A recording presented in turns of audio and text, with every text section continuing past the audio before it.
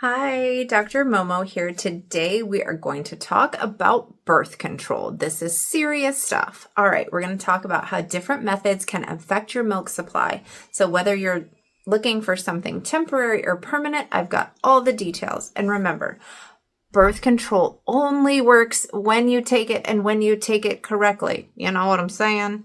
All right. So let's start with barrier methods. These are condoms, diaphragm, cervical caps, spermicide.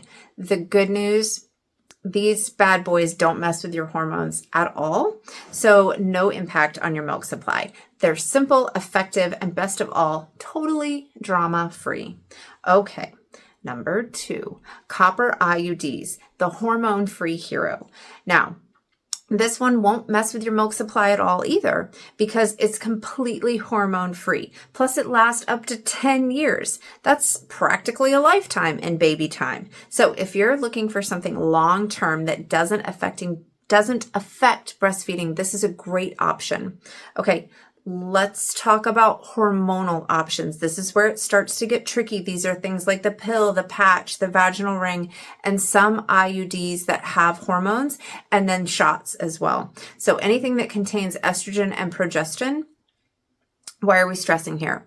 Because estrogen can mess with your prolactin. Remember, your prolactin is like the milk manager. It tells you how much to make, when to do this, when to do that. So if we're impacting that, we can potentially impact milk supply. Research shows that some people have a dip in milk supply between 5 and 25% when starting birth control. Other people won't notice a thing. So, it's really just kind of a try and see thing, which I know is no fun. All right. There are a lot of hormonal birth control options out there, and the best choice depends on your overall health needs. So this is where you meet with your healthcare team and talk about all the things going on in your life, not just your milk supply. Remember, your milk supply is just one piece of your whole life. Okay.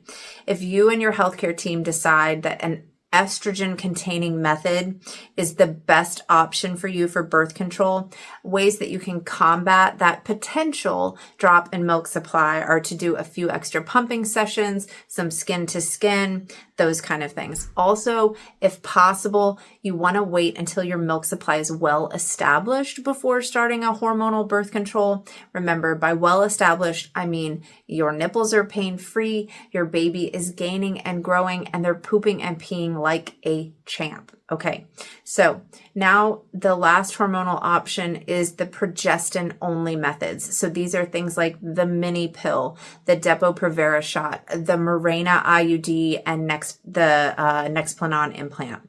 These are much more milk friendly, but they're not without side effects. So you got to talk to your healthcare team and see which one is the best for you. So as far as milk supply goes, there's normally no impact with these, but if you're extra sensitive to any kind of hormonal change, you might see a small drop in milk supply, but nothing serious. Anyway, keep an eye on things. Okay, so, and then the final option for those people looking for a more permanent solution, of course, we've got sterilization and vasectomy. Those are not going to impact your milk supply.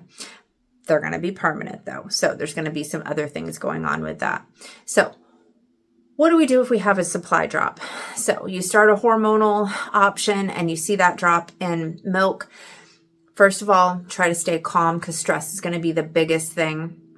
But, you can only do so much with stress. So what you want to do is frequent nursing and pumping sessions. You want to increase those a couple of times a day. You want to do skin to skin. That's going to improve the prolactin, which again is telling everything what's going on. And then we want to supplement if we have to with that freezer stash or with formula or with donor milk. There's no shame in that game if that's where you end up. Okay, the bottom line, if you're exclusively breastfeeding and want a zero risk of supply changes, go for non-hormonal options like a copper IUD, condoms, or a diaphragm. If hormonal birth control is the best fit for you, just keep an eye on your supply and consider adding more skin to skin, a pumping session or a nursing session, not skipping any of those nighttime feeds, and keeping that stress low. I know we all want to do that, but if you can, that's going to help keep your milk production where it needs to be. There are a ton of options out there. Work with your healthcare team to find the one that is right for you. Remember, until next time, do good, kiss the baby, love yourself. Toodles!